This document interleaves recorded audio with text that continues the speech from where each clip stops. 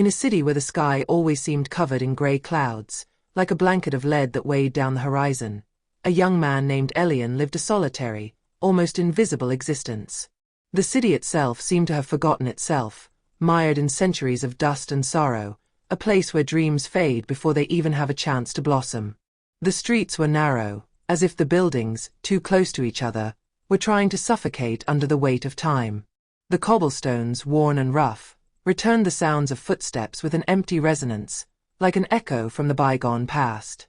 Elian was only 28 years old, but he already seemed marked by the weight of a much longer life.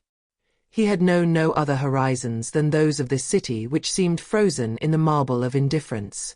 Born into a modest family, he had grown up among the damp walls and jagged roofs of the old city, where the air was always a little heavier, and where the sunlight, timid and flickering, seemed to hesitate before hitting the ground.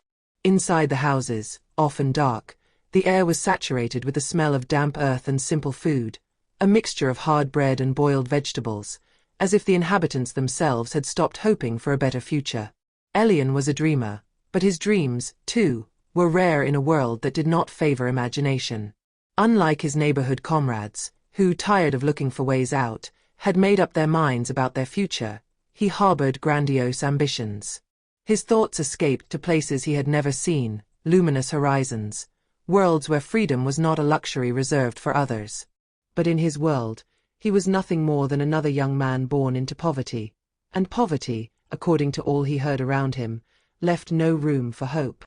Poverty was a condition, an inevitability, a weight he would carry forever. Every day, when he left his house, reality reminded him of his limits, his origins, his status. The looks of passers-by, the murmurs of children in the street, the words of those who thought they were higher, everything told him that his dream of rising above this life of misery was an illusion. Yet Elian continued to dream, sometimes frantically, sometimes with a nagging nostalgia, but always with the secret hope that there was, somewhere, a way out of this existence. He wanted to leave. He wanted to see, understand, feel something other than the heavy routine that seemed to imprison everyone around him. One winter morning, this dream of escape suddenly collided with the reality of the icy wind blowing against the stone walls of the city. The wind howled like a raging beast, carrying the promise of intense cold. The few passers-by hurried through the deserted streets, wrapped up in their worn coats. Elian, like every morning, went to the market to look for a little work. Every step he took seemed heavy, as if the air itself was trying to hold him back, to prevent him from escaping, from changing. He often stopped in front of the stalls, breathing deeply the smells of the market, the warm bread, the spices, the freshly cut meat. The voices of the merchants mingled, carried by the noise of the city, but nothing seemed to touch his soul. He wandered, looking for a job, a little hope, a chance to escape this endless loop. But that morning, something unexpected caught his attention. As he passed the old bookstore on the corner, a door, so ordinary he had never noticed it before, opened in a dark corner of the street. It was a wooden door, old and worn, hidden by crumbling columns and torn curtains. Most of the townspeople had forgotten about it, and no one seemed to pay any attention to it. However, this time, a strange light escaped from it, like a golden glow that pierced the darkness of winter. Surprised, Elian stopped, curious. Something in this light attracted him irresistibly. He approached, almost in spite of himself, his eyes fixed on the door which seemed to be whispering to him to venture inside. He hesitated for a moment, wondering if it was wise to enter such a strange and unfamiliar place, but an inner force, which he could not identify, pushed him to cross this threshold. When he entered, he found himself in a completely different space, like a world apart. The bookstore seemed to be a dimension frozen in time, a place outside of reality. The air was thicker, almost sacred, and dim light bathed every corner of the room, revealing shelves full of gilt-bound books, some ancient, others seemingly ageless. The walls were lined with old paper, and the smell of leather and dust filled the air. Each book seemed to whisper a story, and Elian sensed that this place held secrets that escaped mere mortals. At the back of the room, near a desk cluttered with parchment and quills, stood an old woman, dressed in black, with a piercing gaze. His eyes were an icy blue, almost supernatural, and his face, marked by the years, seemed to bear the traces of multiple lives. She observed him with an intensity that gave him the impression that she knew everything about him, even what he didn't know about himself. "Are you looking for something, young man?" she asked in a soft voice, but so penetrating that Elian immediately felt disarmed, as if his most intimate thoughts were being read aloud. He was speechless for a moment, surprise and worry paralyzing him. He didn't know what to answer, having never imagined that a simple bookstore could harbor such an aura. I'm looking for a job," he finally said, clinging to a banal answer because he didn't know how to express what was really bothering him. The old woman gave him a mysterious smile, as if she knew the answer before he even said it. "There's no work here, boy. There are answers." Elian stood there, in this strange world, like a child lost in a dream. The streets of the City of Shadows stretched out before him, winding and endless, as if every turn concealed a truth he was not ready to face. The air seemed heavier here, as if each breath carried memories of other lives, other existences that he had never experienced, but yet perceived in a strange and familiar way. He turned slowly, observing the marble and gold buildings, their polished surfaces reflecting the light in an almost unreal way. The details were perfect, too perfect. Every street corner, every window, seemed too neat to be real. But what disturbed him the most was the feeling of déjà vu. He felt like he had seen this city, these streets, somewhere. In his dreams, perhaps. Or in his regrets. "You see, Elian," Althea said, as if she had read his thoughts, "everything here is a reflection of you. A reflection of what you did not do, of what you did not dare to become." The City of Shadows is a parallel world, a dimension where all the lives you left behind take shape. It is a place of trials, but also of opportunities. Elian turned to her, his mind whirling under the weight of Althea's words. He had always felt like he was destined for something bigger than his life in this dreary town. He had yearned to escape, to free himself from his past and his origins. But here, in this strange world, he felt like a stranger, without reference points, without direction. Every facet of the City of Shadows seemed to call to him, like an endless labyrinth, where every choice, every path, led him to another version of himself. "But how do I know which is the right choice?" he asked, his voice almost a whisper, lost in the vast expanse of the city. "How do I know what I should flee from, what I should face?" Althea smiled, a smile that seemed carried by centuries of wisdom and hidden secrets. "This is precisely what you must discover, Elian. Choices are not made to be easy. They are there to show you who you really are. And sometimes, the truth you seek is not what you believe." She waved her hand, and a fine mist rose, shrouding the streets and buildings in a sort of veil. The shadows, which until now had remained discreet, began to move, taking human form, then disappearing into the air, like ephemeral memories. Elian understood that each shape, each silhouette was a reflection of his fears, of his regrets, of the lives he could have led but had not led. "This city," said Althea, "is the embodiment of your unrealized dreams, your failures and your disappointed hopes. The shadows you see are your own inner demons. They cannot harm you until you turn your back on them, until you run away." The wind picked up, blowing around him, and Elian closed his eyes, trying to understand. But there was no immediate response. The City of Shadows was much more than he had imagined. It was not just a physical place. It was a mental space, a place where he had to face his deepest doubts and fears. There, he was confronted with the image of what he could have become if he had made other decisions, if he had dared to dream bigger, or if he had not accepted the limits that life imposed on him. "If you want to move forward," Althea continued, "you must look these shadows in the face. Accept that your unfinished dreams are a part of you. But to do that, you must understand what you fear most." They walked in silence, absorbed in the mysterious grandeur of the City of Shadows. The alleys they passed through were silent, almost unreal, as if the world around them was floating in a suspended time bubble. The buildings, tall and majestic, seemed frozen in an eternal moment.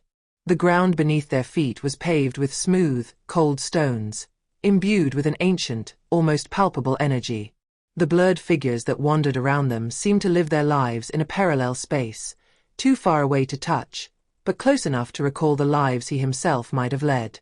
Around every corner, Elian felt a tugging inside, a dull pain, as if each step brought him closer to a version of himself he had left behind. He could see the reflections of options he had never considered, of dreams he had never dared to pursue, and yet each image was blurry, vague, like an ephemeral perfume that one cannot grasp. It was a world where decisions, big and small, seemed to float in the air, frozen, waiting to be made. But every time he reached out to grab them, they slipped away. Althea walked beside him, her gaze intense, as if she were following the invisible thread that connected him to this strange city. Every gesture, every movement she made seemed guided by a deep wisdom, as if she had already walked this path 1,000 times. It was clear that she knew exactly what she was showing him, but Elian had difficulty understanding the purpose of it all. Why these unfinished lives? These reflections of what could have been? Why this mirror? They finally arrived in front of a gigantic mirror, framed in gold. The light, which seemed too bright elsewhere, was concentrated here, as if attracted by the object. Around them, the mist had dissipated, and all that remained was this imposing mirror, almost mystical, like a door to the unknown. The light glowed in a strange way, attracting Elian, but he also felt paralyzed by an irrational fear. Althea turned to him, her gaze penetrating. "This is your reflection, Elian," she said softly, her voice echoing in the heavy silence that hung over the city. "It's you, but not completely. What's in front of you is what you could have been if you had chosen differently. If you had dared." Althea's words vibrated in his mind. He knew he was standing before a version of himself he had never met, a version he had perhaps always desired, but never pursued. He approached the mirror, his hand trembling slightly as he stepped forward. The face reflected in it was him, but at the same time there was something fundamentally different. In this mirror, he saw himself stronger, more confident, as a man who had made bold decisions. His eyes shone with a new light, and his face, usually marked by silent doubts, was now serene, filled with the certainty of having taken his place in the world. He looked like a man who had followed his dreams, without fear, without hesitation. But as he looked at himself, a deep pain emerged within him. This image, as beautiful and attractive as it was only an illusion. A dream that he had not dared to pursue. A fantasy that he had buried under layers of fears and doubts. He knew deep down that this version of himself could only exist in a parallel world, a world of choices not made, of paths left behind. I can't be that person," he whispered, his throat tight. "I'm not him. I never was." Althea looked at him in silence, her eyes full of understanding. "No, Elian." "But you can become that person. You have always had the power to choose, to change, to become who you see in this mirror. But to do that, you must first accept the truth of what you have become. Accept your mistakes, your fears, everything that has held you back." Althea's words struck Elian like lightning. He felt caught between the weight of his past and the possibility of a future he had never dared to imagine.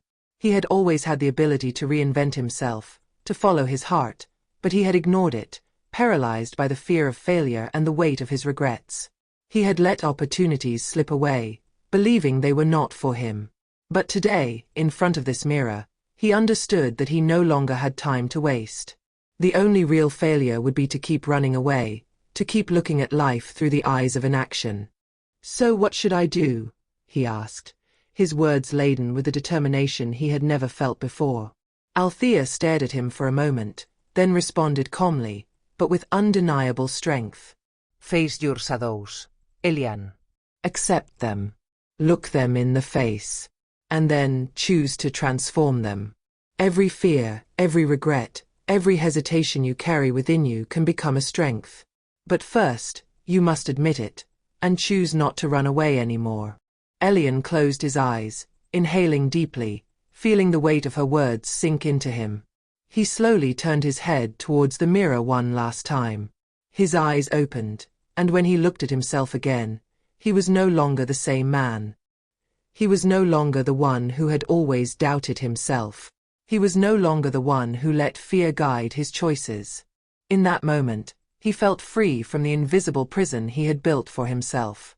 He was no longer a dreamer lost in the shadows. He was a man ready to choose his own path, to reinvent himself, to take charge of his destiny. The city of shadows, with its winding streets and blurred silhouettes, gradually dissipated around him. The lights slowly went out, and he felt a gentle warmth invade his being. Before he could grasp the full meaning, he found himself back in the bookstore, the smell of old paper wafting around him. The book was still in his hands, and Althea stood before him, her gaze filled with wisdom and satisfaction. "You have made your choice," she said, in a calm, almost solemn tone. "The path will not be easy, but it is yours. And you know now that you have the power to choose, to go wherever you want." Elian smiled for the first time in his life. This smile was not that of a lost man, but that of a man who had found his way. He was no longer a spectator in his own life. He was the one who would shape her, transform her. For the first time, he understood that the deepest truths lie not in books, but in the choices he makes in each moment.